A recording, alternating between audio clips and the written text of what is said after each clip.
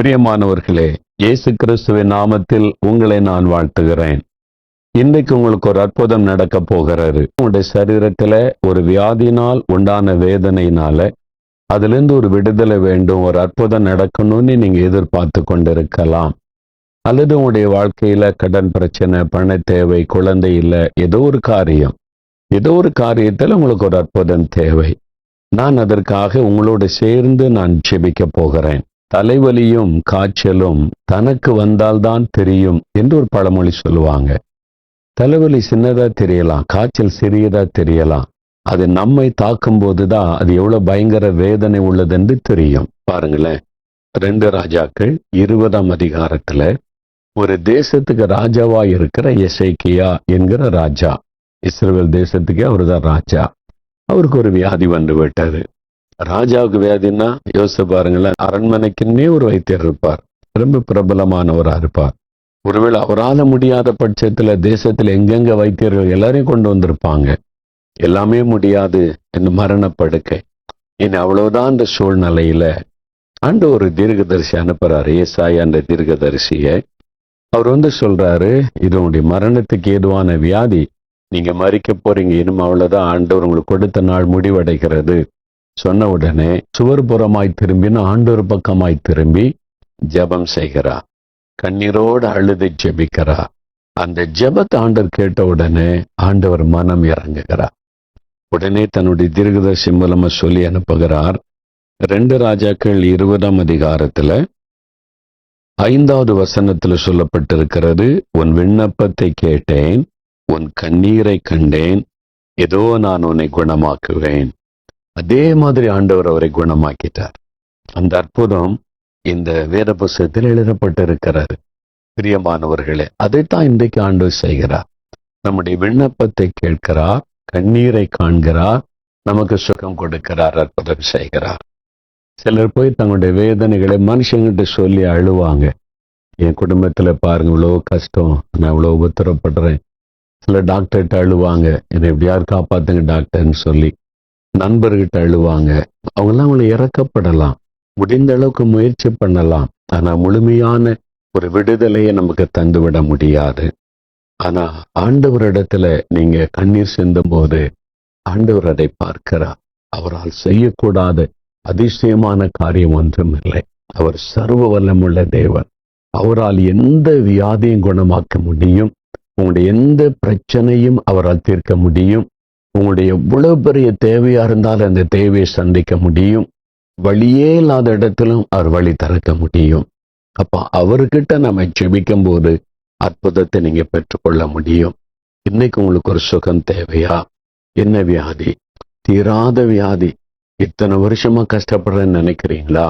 எத்தனை ஆண்டுகள் ஆனாலும் சரி, இன்றைக்கு இயேசு உங்களை தொடுவார், அற்புதம் செய்வார். அப்ப இன்றைக்கு இப்போ நம்ம இப்ப ஜெபிக்கும் போது உங்களுக்கு ஒரு அற்புதம் நடக்கும்னு விசுவாசிங்க. ஆண்டவர்கிட்ட கேளுங்க, இன்றைக்கு என்ன சுகமாக்கணும் ஆண்டவரே, நான் ஒவ்வொரு நாளும் ஜெபிச்சுக்கிட்டு இருக்கிறேன், இன்னும் எவ்வளவு நாள் ஜெபிக்கிறது? இன்றைக்கு எனக்கு அற்புதம் நடக்கணும், இன்றைக்கு எனக்கு விடுதலை வேணும், இன்றைக்கு எனக்கு சுகம் வேணும், இன்றைக்கு என் குழந்தைக்கு ஒரு அற்புத சுகம் உண்டாகணும். கேளுங்க. என் மனைவிக்கு, என் கணவருக்கு, என் மாமியாருக்கு, என் தாயாருக்கு, யாரா இருந்தாலும் சரி, இன்றைக்கு எனக்கு ஒரு அற்புதம் நடக்கணும், இன்றைக்கு நீங்க செய்யுங்க. ஆண்டவரே நீ கேளுங்க. ஆண்டவருடைய சமூகத்துல ஒருவேளை உங்களுடைய பாரம் அது ரொம்ப அழுத்துகிறதா இருந்தா அவர்கிட்ட அழுதுருங்க, அவர்கிட்ட கண்ணீரை சிந்திருங்க. அவர் நம்முடைய ஜெபத்தை கேட்கிறார், நம்முடைய கண்ணீரை காண்கிறார், நம்முடைய கண்ணீரை துடைக்கும்படி அற்புதம் செய்கிறார். அதுக்குத்தான் அவர் சிலுவைக்கு போனார். சிலுவையில நம்முடைய பாவங்களை சுமந்தாராம். மத்தேயு 8:17 வேதம் சொல்லுகிறது, நம்முடைய பலவீனங்களையும் நம்முடைய நோய்களையும் அவர் சிலுவையில தன் மீது ஏற்றுக்கொண்டு நமக்காக ரத்தம் சிந்தி மரித்தார். ஆகவேதான் அவருடைய தழும்புகளால் குணமாக்கிறோம் என்று 1 பேதுரு 2:24 தேவனுடைய வசனம் சொல்லுகிறார். நம்ம அழுது ஜெபிக்கும் போது இயேசுடைய தழும்புள்ள கரம் தொடுகிறது. உடனே வியாதி மறையும், கட்டுகள் அறுக்கப்படும், அற்புத மாற்றம் உண்டாகும். இப்ப ஜெபிக்கலாமா? இப்ப உங்களுக்கு குறிப்பா எந்த காரியத்துல சுகம் வேணும்? எனக்கு இங்க வலிக்குது, அங்க வலிக்குது, நிறைய பிரச்சனை இருக்கிற குழம்பாருங்க. இப்ப எது உங்களை அதிகமா பாதிக்குது? எதுல உங்களுக்கு ஒரு சுகம் வேண்டும்? உங்களுடைய கண்ணுல, உங்களுடைய இருதயத்துல, உங்களுடைய நுரையீரல்ல, உங்களுடைய கர்ப்பப்பையில, அல்ல எலும்புகள், நரம்புகள்ல எதுல உங்களுக்கு சுகம் வேணும், எதுல உங்களுக்கு பிரச்சனை, அந்த இடத்துல கை வைத்து, இயேசுவே இன்றைக்கு இந்த வியாதி, இந்த வலியிலிருந்து எனக்கு விடுதலை வேணும், சுகமாக்கணும். Cancer, asthma, arthritis, any disease, குறிப்பா இதுல எனக்கு சுகம் வேணும். உடைய தழும்புள்ள கருத்தினால் தொடும் ஜெபிக்கணும். அல்லது ஒருவேளை உங்களுடைய குழந்தைகள், உங்களுடைய கணவர், உங்களுடைய மனைவி, உங்களுடைய பெற்றோர், அவங்க மேல கை வைங்க. அவங்க மேல கை வைத்து அவங்க சார்பா நீங்க கை வைத்து ஜெபிக்கணும். இப்ப சேர்ந்து நம்ம ஜெபிக்க போகிறோம். ஆண்டவர் அற்புதம் செய்ய போகிறார். முதலாவது உங்களுடைய சுகம், அந்த அற்புதத்துக்காக ஜெபிக்க போகிறோம். அதன் பிறகு மற்ற தேவைகளுக்காக ஜெபிக்கலாம். கடன் பிரச்சனை, பண பிரச்சனை, வேலை இல்லாத பிரச்சனை, குழந்தை இல்லை, அப்படிப்பட்டவங்க இருதயத்துல நெஞ்சில கை வைத்து கொண்டு ஜெபிங்க. இப்ப என் கூட சேர்ந்து நீங்களும் ஜெபிக்கணும். அப்போ இன்றைக்கு ஆண்டவர் உங்களை பார்க்கிறார். அவருடைய கண்கள் உங்களை கவனிக்கிறாரு. நீங்க உங்க வீட்டுல அல்லது எந்த இடத்துல உட்கார்ந்து இந்த செய்தியை கேட்டு என் கூட சேர்ந்து ஜெபிக்கிறது இயேசுவுக்கு தெரியும். விசுவாசிங்க, சேர்ந்து நாம் ஜெபிக்கலாம். தகப்பனே, இதோ இந்த வார்த்தைகளை கேட்டு என்னோடு இணைந்து ஜெபிக்கிற இந்த பிள்ளைகளை பாரும். ஆண்டவரே, உம்மை நோக்கி விண்ணப்பம் பண்ணுகிறாங்கப்பா. எனக்கு ஒரு சுகம் வேணும், விடுதலை வேணும், இந்த வியாதி மாறணும், இந்த வலிகள் விலகணும், என் இருதயம் மாறணும், ஒரு அற்புத சுகம் இருதயத்துல வேணும், என் நுரையீரல்ல சுகம் வேணும், கர்ப்பப்பையில சுகம் வேண்டும், நரம்புகள்ல எலும்புகள்ல எங்க சுகம் வேண்டும் என்று யார் இப்பொழுது ஜெபித்துக் கொண்டிருந்தாலும் அவர்களோடு இணைந்து நானும் ஜெபிக்கிறேன். ஆண்டவரே, மனதுருக்கமுள்ள தேவனே, வியாதியஸ்தரை கண்டு மனதுருகி தொட்டு அற்புதம் செய்தவரே, வலியினாலும் வேதனையினாலும் இந்த நோயினாலும் கஷ்டப்படுகிற இந்த பிள்ளைகளை பாரும். இவர்களுக்காக நீ சிலுவை சுமந்ததையும் நோய்களையும் பாவங்களையும் சிலுவையில சுமந்து விட்டதை நினைத்தருளும். இவர்களை சுகமாக்குவதற்காகவே உம்முடைய கையிலே தழும்புகளை ஏற்றுக்கொண்டதை நினைத்தருளும். உம்முடைய தழும்புள்ள கரத்தை பொழுது அவர்கள் மீது வையும். நசரேயனாகிய இயேசுவின் வல்லமுள்ள நாமத்தில் சகல வியாதிகளும் விலகட்டும் என்று நான் ஜெபிக்கிறேன். சகல வலிகளும் பலவீனங்களும் மறையட்டும் இயேசுவின் நாமத்தில் என்று ஜெபிக்கிறேன். உம்முடைய சுகமளிக்கிற வல்லமை அவருடைய சரீரத்திற்குள் இறங்கட்டும். கண்களிலே சுகம் இயேசுவின் நாமத்தில் உண்டாகட்டும். பாதிக்கப்பட்ட இருதயம் இயேசுவின் நாமத்தில் புது இருதயமாய் மாறட்டும். நுரையீரலை தொடும், சிறுநீரகத்தை ஆண்டவர் தொடும், நரம்புகள் எலும்புகளை தொடும். ஆண்டவரை சகல நோய்களும் இயேசுவின் நாமத்தில் மாறட்டும். பொல்லாத கேன்சர் வியாதி மறையட்டும் இயேசுவின் நாமத்தில். அந்த கட்டிகள் எல்லாம் இயேசுவின் நாமத்தில் கரைந்து மறைந்து போவதாக.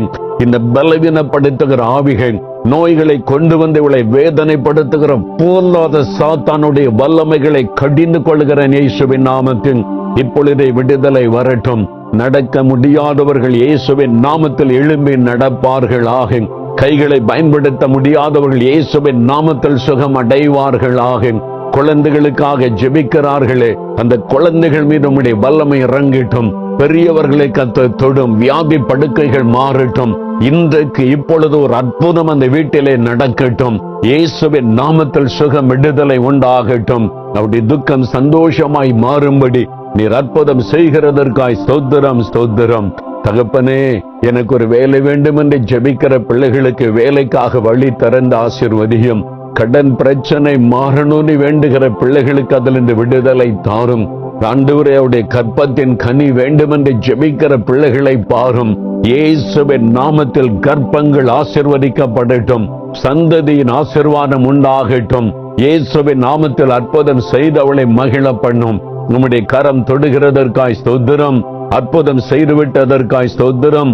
வியாபாரத்தை ஆசீர்வதியும். வேலையிலே ப்ரமோஷனுக்குள்ள தடைகளை மாற்றி வாய்க்க பண்ணும். வீடு வாசல் இல்லாத பிள்ளைகளுக்கு சொந்த வீட்டை உண்டாக்கி கொடுத்த ஆசீர்வதியும்.